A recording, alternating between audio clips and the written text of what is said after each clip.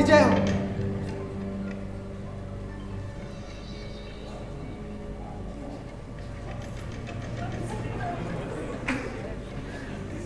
सम्राट, ये क्या हो रहा है सम्राट?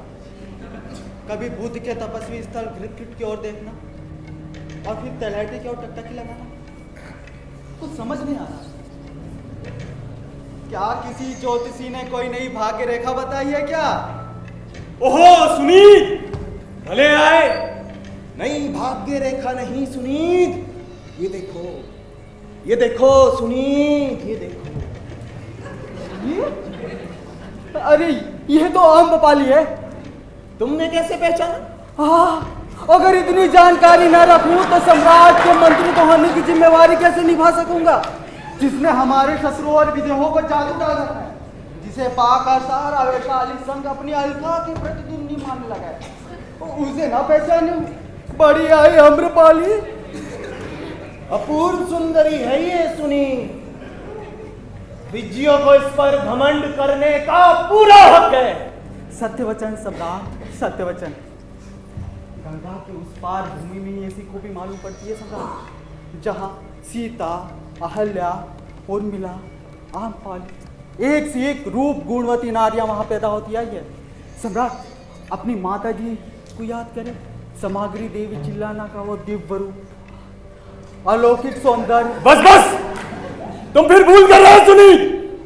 मैंने बार बार तुमसे मना किया कि माता पिता की याद मुझे मत दिलाओ।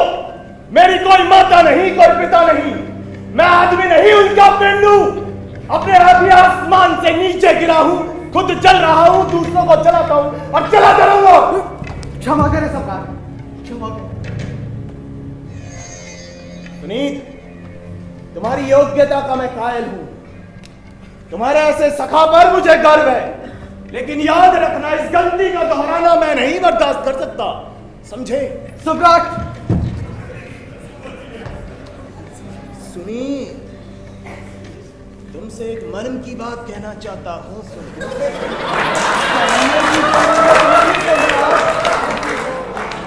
मगध पति की मुखाकृति रेखा है, पुकार पुकार कर उनके मन की दर्द की घोषणा नहीं कर रही, लेकिन क्या सुनीत? के लिए फिर क्षमा चाहते हुए निवेदन है सम्राट कि मगध राज के लिए क्या ये शोभनीय है? उनका दिल ऐसा कच्चा महल जो उनके शत्रुओं की एक रूप सुंदरी के जादू से घरौंदा सा बहरा पड़े। घरौंदा सा बहरा पड़े? घरौंदा सा बहरा पड़े। लेकिन तुम्हें सावधान करने का अधिकार है सुनीत। तुमसे छिपाना क्या है? आज तक मैं अपने आप को पहचान नहीं सका। एक अजीब उच्छृंखलता मेरे मन में घर किए हुए है, जो रह रहकर यूं मरती है कि बड़ों में मन की चंचलता वांछनीय है सम्राट। चंचलता? चंचलता? चंचलता? चंचलता? उसे इतना छोटा सा नाम मत दो मेरे प्रिय सखा। उसके वश में होकर मैंने पिता से विद्रोह किया, उन्हें बंदी बनाया, अपनी हत्या कहलवाया। तड़प तड़प कर माता जी मरी, हजारों नर नारियों की निर्मम हत्या करवाई, और आज भी नहीं कह सकता कि कब मुझे क्या हो जाए। तुम उसे सिर्फ चंचलता नहीं कह सकते सम्राट। साधारण पुरुषों में जो चंचलता होती है वही महान पुरुषों में उच्च श्रृंखलता के रूप में प्रकट होती है सम्राट। दोनों का उद्गम एक है, स्रोत एक है, दोनों एक ही चीज है सम्राट। जैसे जो गंगा मगध में आकर इतनी विशाल काय हो गई, हिमालय के तलहटी में एक छोटी निर्भकरी तो थी। यही तो समझाने का प्रयत्न कर रहा था सम्राट। लेकिन सुनीत, मेरे मन में जो है उसकी सही कल्पना के लिए तुम्हें ऐसा सोचना पड़ेगा कि मगध की गंगा अपनी पूरी विशालता के साथ हिमालय की तलहटी में प्रखरतम वेग से नीचे गिर रही है। विशालता और प्रखरता का वो उत्तम मिश्रण ही मेरी इस उच्छृंखलता की क्षमता कर सकती है। सुनीत, काश मेरा हृदय मगध की गंगा की तरह शांत और संपन्न होगा। ठीक है सम्राट, ठीक है। ऐसे मौके पर भगवान बुद्ध सुनीत, सोचा था भगवान बुद्ध की शरण में आने पर इस उच्छृंखलता पर विजय प्राप्त करूंगा। चेष्टाएं की, असफलता भी मिल रही थी। अपने पर बहुत कुछ काबू कर लिया था सुनीत, लेकिन इस छोटी सी तस्वीर ने सारा किया कराया बंटा धार कर दिया सुनीत। इस सम्राट इसका प्रतिकार सहज है। एक मेरी बात मानिए, एक कार्य करें, अपने मन को खड़ा कीजिए, इस तस्वीर को तोड़ दीजिए, जला दीजिए, फाड़ दीजिए। लाइए लाइए, आपसे नहीं होता तो लाइए इधर। कैसा सहज प्रतिकार! तोड़ दीजिए, फेंक दीजिए, जला दीजिए। सुनीत, पिछले 1 सप्ताह से इसी उद्देश्य से इस तस्वीर को बाहर निकालता हूं। मन कड़ा करने के लिए राजवस्त्र को त्याग कर हरा कपड़ा ओढ़ा हूं, लेकिन ज्यों ही ये तस्वीर हाथ में लेता हूं, हाथ कांपता है सुनीत, हाथ कांपता है, मुट्ठी बांधता हूं, हृदय डगमगाता है, हृदय घुट की ओर देखता हूं। और इन सारे प्रयत्नों के बावजूद भी 8वें दिन ये तस्वीर जहां की तहां है, और न जाने मेरे पैर कहां से कहां खिसक कर चले गए सुनीत। ये कोई अच्छी बात नहीं है सम्राट। ये कोई अच्छी बात नहीं है, ये कोई अच्छी बात नहीं है। अब ये क्या तुम समझाओगे तो समझूंगा, लेकिन अब तो मगध की गंगा गोमुखी की बांध तोड़कर निकल चुकी है। अब कोई एरावत उसे रोक नहीं सकता, कोई जानू से सोच नहीं सकता। जिस तरह ने एक गलती की है, एक गलती और करूंगा। लेकिन सोचिए सम्राट, जो घटना है दुर्भाग्यवश घट, क्या अब भी कोई वृद्ध नारी मगध की पटनारी बनना भी स्वीकार कर सकती है? लेकिन नारियां स्वयं नहीं आती सुनीत, उन्हें लाई जाती है। और हाँ, जिसका नतीजा हम लंका में देख चुके हैं सम्राट, अनर्थ होगा। उनकी नारियों में एक अलौकिकता है सम्राट, उन पर जबरदस्ती किया जाना कभी सफल नहीं रहता। क्या बंदरों की सेना बन सकती थी? क्या समुद्र को बांधा जा सकता था? क्या सोने का महल ऐसा ला के घसक सकता था? लेकिन एक अलौकिक नारी के चलते ये सब अलौकिक बातें होकर नहीं सम्राट, ये उचित नहीं, अनर्थ होगा। लेकिन अजात शत्रु भी अलौकिक पुरुष है सुनीत। ये दर्प की वाणी नहीं सम्राट। सुनीत, तुम बैठ जाया करते हो, तुम मेरे सखा हो, किंतु तुम्हें याद रखना चाहिए कि सम्राट हमेशा सम्राट ही होता है, और मगध सम्राट की आज्ञा चल अटल है कि विशाली पर हमें विजय प्राप्त करनी ही है। आम्रपाली का राजगृह है, लाना ही है। सम्राट की आज्ञा हमारे सर पर, वैशाली पर विजय प्राप्त तो करना ही है सम्राट। वृज्यों ने इधर अजीब धमा चौकड़ी मचा रखी है। उन्हें अपने संग बल पर इतना घमंड हो चुका है कि उन्होंने अपने मस्तक का संतुलन तक खो दिया है। गंगा पर चलने वाले बंजरों से वह कर वसूलते हैं, उन्हें लूटते हैं, यहाँ तक कि उन्हें रोकने के लिए जो हमने पाटलिग्राम बसाया है उसे भी ध्वस्त पस्त किए रहते हैं। वैशाली पर विजय प्राप्त तो करना अनिवार्य है सम्राट। मैंने आज ही महामंत्री वस्कार को इसी काम की सलाह के लिए भगवान बुद्ध के पास भेजा है। मैं उन्हीं की प्रतीक्षा में हूं। महामंत्री तो न जाने कब से इसकी तैयारियां करवा रहे हैं सम्राट।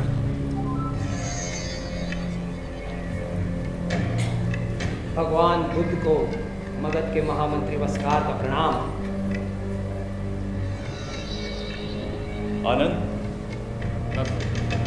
भगवान बुद्ध, मगध के सम्राट अजात शत्रु ने वैशाली पर विजय प्राप्त के लिए परामर्श का अनुरोध किया।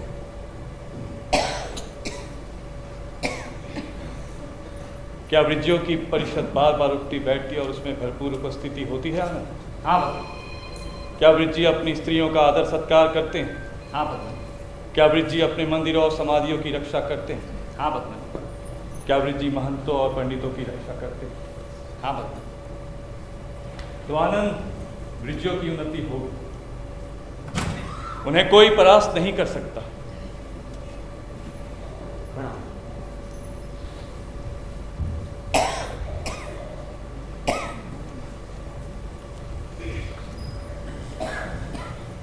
सत्यवचन सम्राट, सत्यवचन।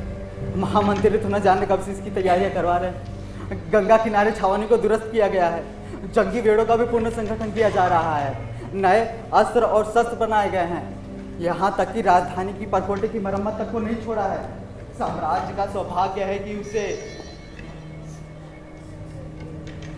वैश्यकार जैसे महामंत्री मिले। ये महामंत्री जी, भगवान बुद्ध ने क्या कहा? राम सम्राट, मैंने आपसे कहा था भगवान बुद्ध को वृज्यों से स्वाभाविक अनुरक्ति है, और मुझे तो लगता है कि उनके लिए उनमें पक्षपात भी है। महामंत्री! मगध का महामंत्री अपना कर्तव्य समझते हुए कहता है, सम्राट, जो ही मैं भगवान के पास सम्राट का संदेश लेकर गया, उन्होंने पास ही खड़े आनंद से पूछा और उसे बताया कि वृज्यों की उन्नति होगी, उन्हें कोई परास्त नहीं कर सकता। ऐसा तो महामंत्री आपने भगवान बुद्ध से क्यों नहीं कह दिया कि वृज्य चाहे जितने भी समृद्ध हो, अब उनको कोई नहीं रोक सकता। अब तो मगध की गंगा गोमुखी की बांध तोड़कर निकल चुकी है, अब कोई शक्ति उसे रोक नहीं सकता। मगध के सम्राट के अनुकूल ही यह वचन है, मगर क्या मगध के महामंत्री का काम साधु तपस्वियों से शास्त्रार्थ करना ही रह गया है? भगवान बुद्ध को कहने दीजिए। मैंने वैशाली विजय की तैयारियां कर ली है, और भगवान के कथन के अनुसार जिस सूत्र का पता चला है उसका भी निवारण कर लेना है। कौन सा वो सूत्र है महामंत्री? भगवान का कहने का तात्पर्य यह था कि वैशाली के नागरिकों में कुछ ऐसी एकता, ऐसी निष्ठा है जिसे जीते नहीं जा सकते। मैं ऐसी एकता को तोड़ूंगा, ऐसी निष्ठा को भ्रष्ट करूंगा, और इसके लिए मैंने एक राह भी सोच रखी है सम्राट। कौन सी राह है वो महामंत्री? अब बहुत आसान सी है। कल मैं दरबार में वृज्यों के प्रसंग उठाऊंगा और उनकी खूब प्रशंसा करूंगा। आप इसके लिए मुझे खूब फटकार लगाएंगे। आपकी फटकार लगाने के बावजूद मैं वृज्यों के पास अपना प्रेम उपहार भेजूंगा। आप उस गुप्तचर को पकड़वा लेंगे और मुझे राजद्रोही घोषित करेंगे, मुझे अपमानित करेंगे और मेरा सर गंजा कराएंगे। सर गंजा कराना है, ये काम मुझसे नहीं हो पाएगा महामंत्री। सम्राट, गंजे सर की इस देश में क्या प्रभाव है, लग रहा है कि उस पर आपने ध्यान नहीं दिया, मगर इस काम में हमें बहुत ही जल्दी करनी है। भगवान बुद्ध के पहुंचने से पहले हमें अपना जादू जगाना है। क्या पता भगवान बुद्ध हमारे पहुंचने से पहले उन्हें हमारी मंशा की खबर ना कर दे। महामंत्री! सम्राट, भावुकता और राजधानी साथ साथ नहीं चलते। अवश्य अवश्य, युद्ध की तैयारी करो, अब युद्ध होगा।